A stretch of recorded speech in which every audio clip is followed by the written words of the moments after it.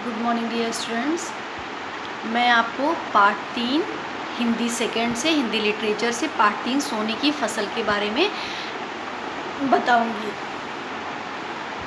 बहुत दिन पहले मिथिला नगरी में राजा चंद्रकेतु रहते थे। उन्हीं का शासन था मिथिला नगरी में, और उनकी जो रानी थी उनका नाम था शीलमती, और वो बड़ी धार्मिक और उदार महिला थी। और उनके राज्य में चारों ओर सुख शांति रहती थी। उनके राज्य में चारों ओर सुख शांति ही रहती थी। वे प्रजापालक एवं न्यायी राजा थे। वे प्रजापालक एवं न्यायी राजा थे, और वे अपनी प्रजा को संतान से बढ़कर समझते थे। वे अपनी प्रजा को संतान से बढ़कर समझते थे, और प्रजा का हाल चाल जानने के लिए अक्सर वे वेश बदलकर जाया करते थे।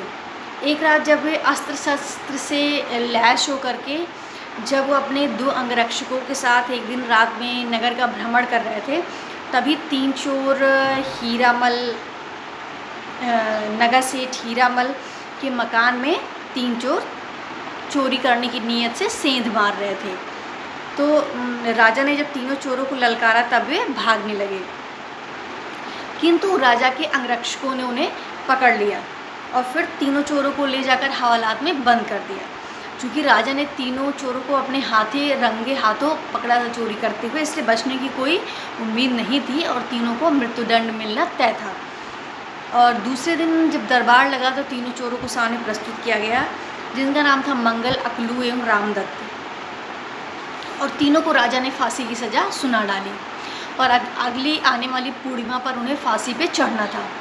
तो राजा के सैनिकों ने उन्हें पूर्णिमा तक के लिए कारागार में डाल दिया। फिर क्या हुआ कि रामदत्त जो उम्र में मंगल एवं अकलू से छोटा था, बहुत तीव्र बुद्धि वाला था। वह उनसे बोला, मरना तो है ही, किंतु मरने से पहले जीने के लिए कुछ करना चाहिए। मरना तो है ही, लेकिन मरने से पहले जीने के लिए कुछ अवश्य करूँगा, कुछ विचार करूँगा। परंतु अकलू और मंगल को अपने बचने की उम्मीद नहीं थी। आखिरकार पूर्णिमा का दिन आ ही गया और बारी बारी से वध स्थान पर ले जाकर मंगल और अकलू को फांसी दे दी गई।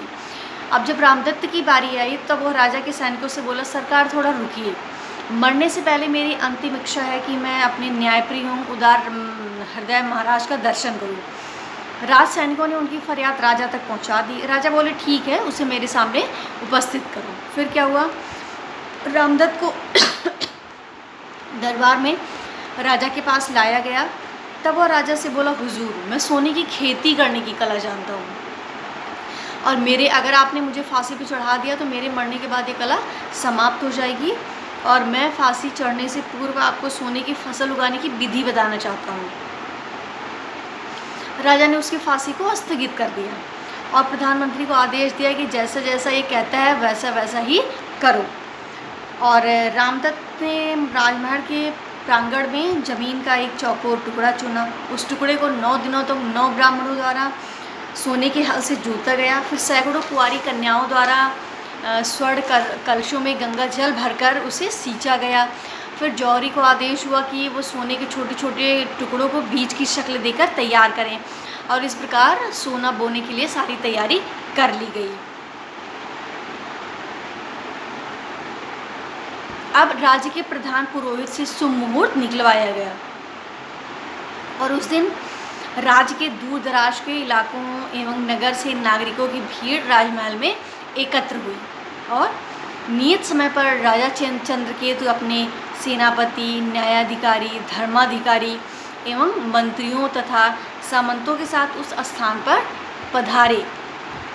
तो चोर रामदत्त तो इसी घड़ी की प्रतीक्षा में था।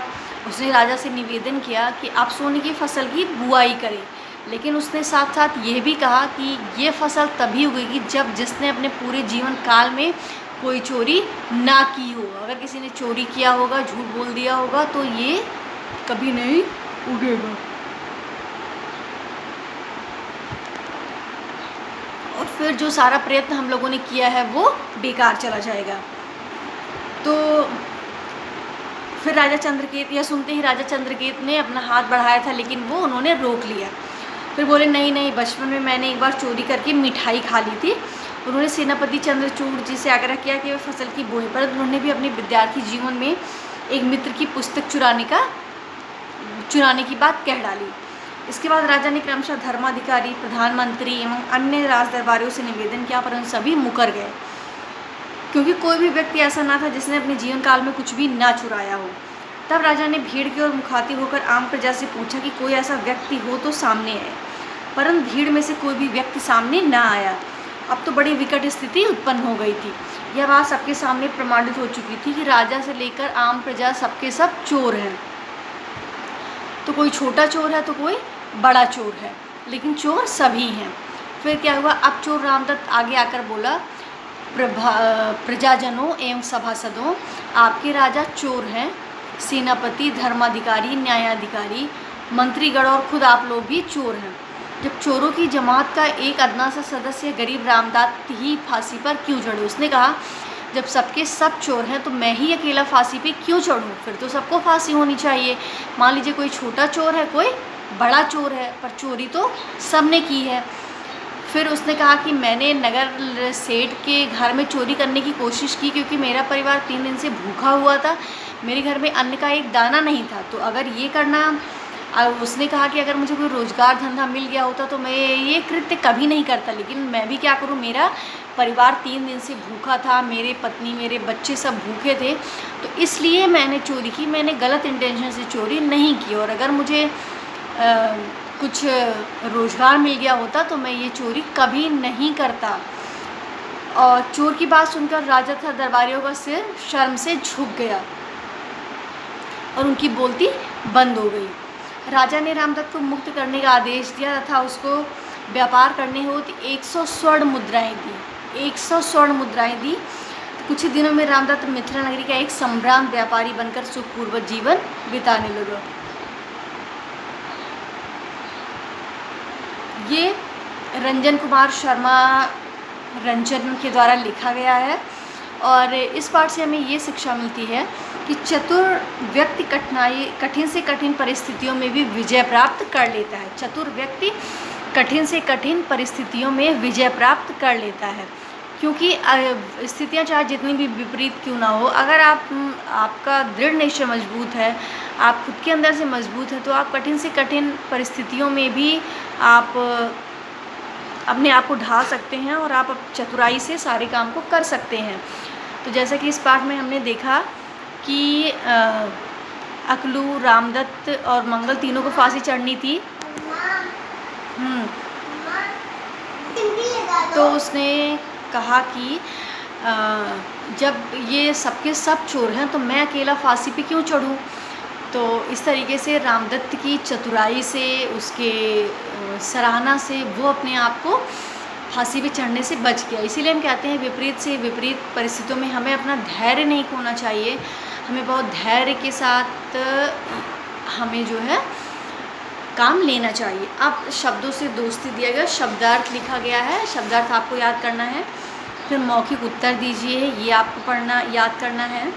फिर एक शब्द लिखिए, ये भी याद करना है। मेल कीजिए, ये सारे एक्सरसाइजेज जो भी आपको पाठ के लास्ट में दिए गए हैं, ये सारे आपको याद करने हैं। फिर दिया गया समझिए और लिखिए, फिर अलग कीजिए और प्रश्नों के उत्तर दीजिए। ये का, खा, गा, घा, च, अंगा, चा तक जितने भी एक्सरसाइज हैं वो आपको पढ़ना है।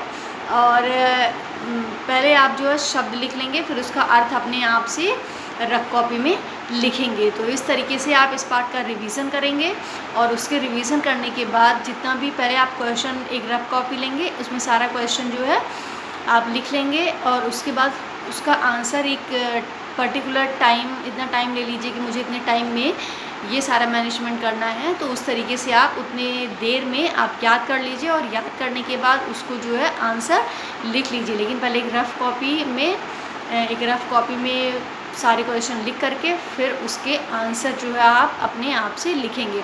तो इस तरीके से पार्ट 1, पार्ट 2, पार्ट 1 का नाम था इनसे सीखो, पार्ट 2 का नाम माता पिता की सेवा, और पार्ट 3 का नाम है सोने की फसल।